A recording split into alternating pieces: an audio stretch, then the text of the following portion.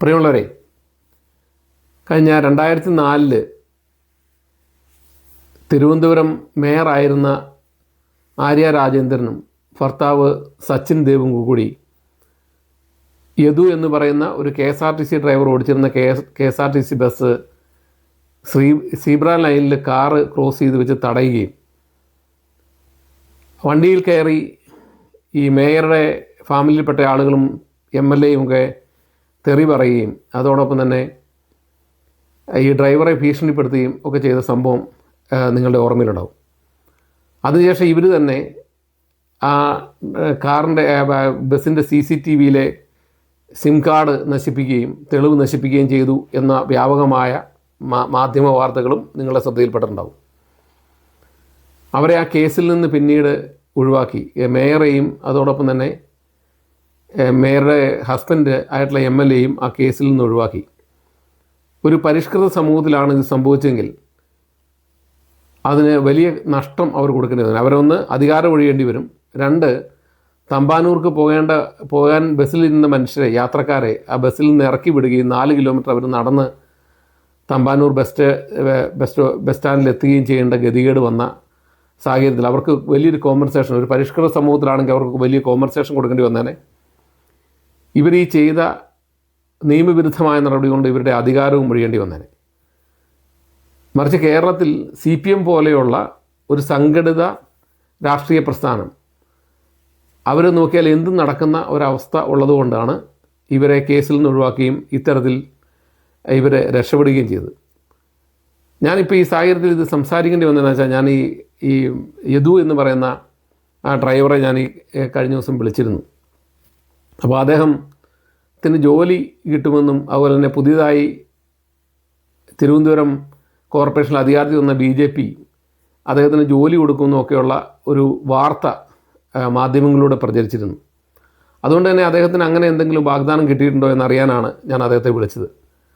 അപ്പോൾ അദ്ദേഹം പറഞ്ഞത് അങ്ങനെ ഒരു സാധ്യതയും ഇതുവരെ വന്നിട്ടില്ല, അവരാരും വിളിച്ചിട്ടില്ല, ഇങ്ങനെ മാധ്യമങ്ങളിലൂടെ കേൾക്കുന്നുണ്ട് എന്നോട് ചോദിച്ചാൽ മറ്റൊരു വിവരവും അദ്ദേഹത്തിനില്ലെന്നാണ് അദ്ദേഹം പറഞ്ഞത്.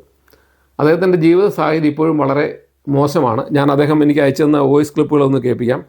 ഞങ്ങൾ ഇദ്ദേഹത്തിന് 2024 ഇദ്ദേഹത്തിൻ്റെ കുട്ടിക്ക് പഠിക്കാൻ നിവൃത്തിയില്ലെന്നും ഇദ്ദേഹത്തിന് ജോലിയില്ലെന്നും പറഞ്ഞപ്പം അന്ന് അദ്ദേഹത്തിന് ഞങ്ങൾ ഏകദേശം 1,20,000 രൂപയോളം ഫണ്ട് അദ്ദേഹത്തിൻ്റെ ബാങ്ക് അക്കൗണ്ടിലേക്ക് കളക്ട് ചെയ്ത് കൊടുക്കാൻ വേണ്ടി മാധ്യമങ്ങളിലൂടെ ആവശ്യപ്പെടുകയും അതിൻ്റെ അടിസ്ഥാനത്തിൽ അദ്ദേഹത്തിന് 1,20,000 രൂപ കിട്ടുകയും ചെയ്തു.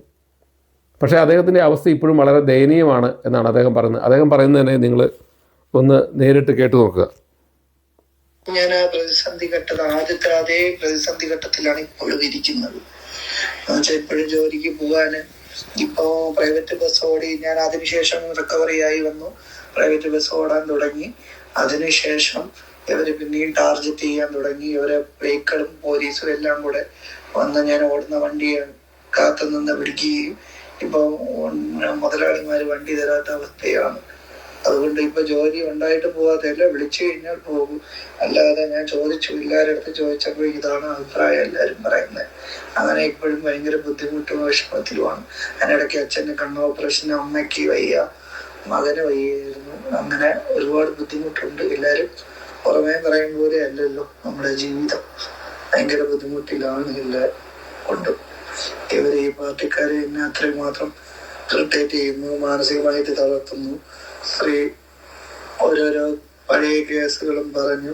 ഒരു കേസിന് ഞാൻ പ്രതി എല്ലാന്നിട്ട് പോലും അവര് ഉണ്ടാക്കി ഓരോന്നും പറയുകയാണ്. അങ്ങനെ എന്നെ എല്ലാവരും നിങ്ങളുടെയൊക്കെ ഹെൽപ്പ് ഉണ്ടെങ്കിലേ എനിക്ക് മുന്നോട്ട് വരാൻ പറ്റുള്ളൂ. എല്ലാത്തിനും നന്ദി, നമസ്കാരം. 60,000 രൂപയ്ക്ക് മുകളിൽ ഏകദേശം 1,00,000, എല്ലാം കൂടെ എല്ലാരെയും കൂടെ കൂട്ടി 1,20,000 രൂപ ഉണ്ടായിരുന്നു. ഈ കേസ് നടത്തുന്നതിന്റെ ഭാഗവും സ്കൂളിൽ കുഞ്ഞിന്റെ സ്കൂൾ ഫീസും വീട്ടു ആവശ്യങ്ങൾക്കുമായിട്ട് ഏകദേശം 1,20,000 രൂപ എനിക്ക് അന്ന് കിട്ടിയായിരുന്നു. അതിനെല്ലാത്തിനും എല്ലാവരോടും നന്ദി അറിയിക്കുന്നു. എൻ്റെ ഈ പ്രതിസന്ധി ഘട്ടങ്ങളിൽ സഹായിച്ചവരെ ഒരിക്കലും മറക്കാൻ സാധിക്കില്ല. ഇനിയും സഹകരണങ്ങൾ ഉണ്ടാവണം. സപ്പോർട്ട് ഉണ്ടാവണം. കേസ് മുന്നോട്ട് പോകുമ്പോൾ എന്തായാലും എല്ലാവരും സപ്പോർട്ട് ആവശ്യമാണ്. നന്ദി, നമസ്കാരം. ഇപ്പോഴും ഞാൻ ആ പ്രതിസന്ധി ഘട്ടത്തിൽ ആദ്യത്തെ അപ്പം അദ്ദേഹം പറയുന്നതെന്ന് വെച്ചാൽ ഞങ്ങൾ അദ്ദേഹത്തെ സഹായിച്ചാണ്. അപ്പോൾ ഈ 1,20,000 രൂപയോളം അദ്ദേഹത്തിന് കിട്ടിയായിരുന്നു ഞങ്ങളുടെ സഹായം കൊണ്ട്. അന്ന് അദ്ദേഹത്തിന് കേസ് നടത്താനൊക്കെ അത് ഉപകരിച്ചായിരുന്നു. അന്ന് തന്നെ അദ്ദേഹം ഞങ്ങളെ അറിയിച്ചിട്ടുണ്ടായിരുന്നത്. ഇവിടെ നമ്മൾ മനസ്സിലാക്കേണ്ട ഒരു കാര്യം, ഒരു സാധാരണ KSRTC കണ്ടക്ടറെയോ ഡ്രൈവറെയോ നമ്മൾ തടയുകയോ ഏതെങ്കിലും പ്രശ്നം ഉണ്ടാക്കുകയോ ചെയ്താൽ പോലീസ് പെട്ടെന്ന് കേസെടുക്കും. കാരണം അവരുടെ പ്രവർത്തനത്തെ തടഞ്ഞു എന്നുള്ള ഒരൊറ്റ കാരണം കൊണ്ട് പോലീസ് കേസെടുക്കും. ഇപ്പോൾ അത് നമുക്ക് ഈ വക്കീൽ ഈ പറയുന്നതും കൂടെ ഒന്ന് ശ്രദ്ധിക്കാം. അത് കഴിഞ്ഞിട്ട് നമുക്ക് തുടരാം.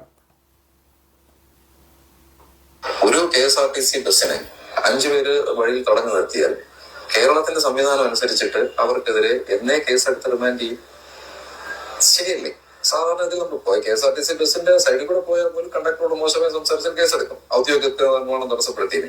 പക്ഷെ ഈ കേസില് CCTV വിഷ്വൽസും വീഡിയോയും എല്ലാരും രാജ്യത്തുള്ള എല്ലാരും കണ്ടെത്തിയ ഈ 2 ആൾക്കാർ അല്ലെങ്കിൽ ഇവര് മാത്രം കേസ് കുറ്റം ചെയ്തിട്ടില്ല. ഇതിനകത്ത് റോഡിലെ സീബ്ര ലൈനിൽ വണ്ടി കൊണ്ടിട്ടതാണ് അതിനകത്ത് ഒഫൻസ് എന്ന് പറഞ്ഞ് ഒരാളെ മാത്രം പ്രതിയാക്കി ചാർജ് കൊടുക്കുമ്പോൾ അതിനകത്ത് എന്താണ് പോലീസ് ചെയ്തതെന്നുള്ളത് കൃത്യമായിട്ട് മനസ്സിലാവുന്നില്ലേ?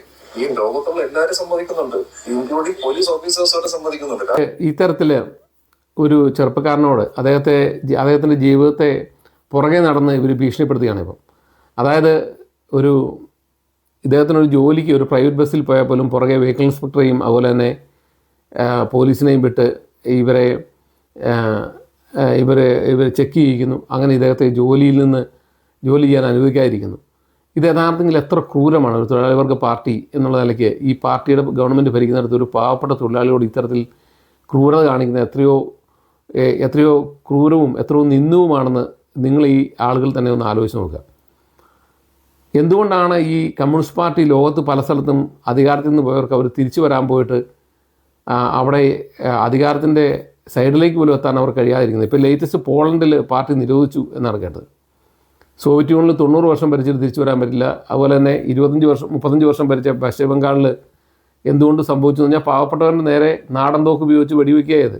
നാനോ ഫാക്ടറിക്ക് വേണ്ടി കുടിയിറക്കാൻ വേണ്ടി ഇപ്പോൾ സഖാക്കളാണ് തോക്കെടുത്ത് വെടിവെച്ചത്, അല്ലാതെ പോലീസല്ല. അതുപോലെ ത്രിപുരയിൽ ഇവിടെയൊക്കെ ഇത് തന്നെയാണ് ചെയ്തത്. ഈ പാവപ്പെട്ട പാർട്ടിയാണെന്ന് പറയും ഒരു പാവപ്പെട്ട തൊഴിലാളിയുടെ കഞ്ഞി മുട്ടിക്കുകയും ചെയ്യുന്ന രീതി. അവൻ്റെ അപ്പനും അമ്മയും ഒരു കുട്ടിയും ഉണ്ട്, അവന് ഒരു സിംഗിൾ ഫാദറാണ്. അങ്ങനെയുള്ള ഒരുത്തിൻ്റെ പുറകെ നടന്നിങ്ങനെ ഉപദ്രവിക്കുന്ന രീതി ശരിയാണോ നിങ്ങൾ ആലോചിച്ച് നോക്ക്. അതുകൊണ്ട് എനിക്ക് ഒരു കാര്യം പറയാനുള്ളൂ.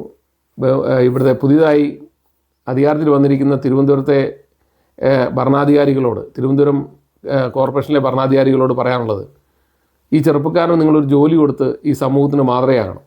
അതിൻ്റെ കാരണം ഈ തിരുവനന്തപുരം മേയറായിരുന്ന ആര്യ രാജേന്ദ്രൻ വിചാരിച്ചത് അവരെന്തോ രാജ്ഞിയാണെന്നാണ്. രാജഭരണമൊക്കെ പോയത് അവരറിഞ്ഞില്ല. ഈ കമ്മ്യൂണിസ്റ്റുകാർക്കൊരു പ്രശ്നം എന്ന് പറഞ്ഞാൽ അവർ പൊതുവേ ഈ ജന്മിത്വത്തിനെതിരെ യുദ്ധം ചെയ്ത് അവർ ജന്മിയായി മാറിക്കൊണ്ടിരിക്കുക. അവർ അജന്മിയും ഫാസിസ്റ്റുകളുമായി മാറുകയാണ് ഇന്ന്. അങ്ങനെ ഫാസിസ്റ്റ് ആകുകയും ജന്മിയാകുകയും ചെയ്താണ് നമ്മൾ ഈ ആര്യ രാജേന്ദ്രനിലൂടെ ആ KSRTC ബസ് തടഞ്ഞു കണ്ടത്.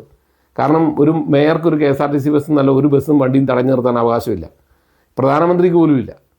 അത് തടയണമെങ്കിൽ അതിന് ഉത്തരവാദിത്തപ്പെട്ട ആളുകളുണ്ട്, നിയമം പഠിച്ചവരുണ്ട്, അതിനുള്ള പ്രിക്കോഷൻ എടുത്ത് വേണം അത് ചെയ്യാൻ.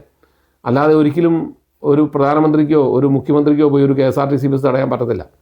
ഇത്രമാത്രം നിയമവിരുദ്ധമായ ഒരു പ്രവൃത്തി ചെയ്തിട്ട് അവരെ ഇന്ന് സംരക്ഷിക്കുക മാത്രമല്ല, ഈ പാവപ്പെട്ടവന് ഒരു ജോലി ചെയ്യാൻ ഒരു അവസ്ഥയില്ലാതെ ആക്കുന്നു എന്ന് പറയുന്നതിൻ്റെ ക്രൂരത എത്രമാത്രം വലുതാണെന്ന് നമ്മൾ ചിന്തിക്കണം.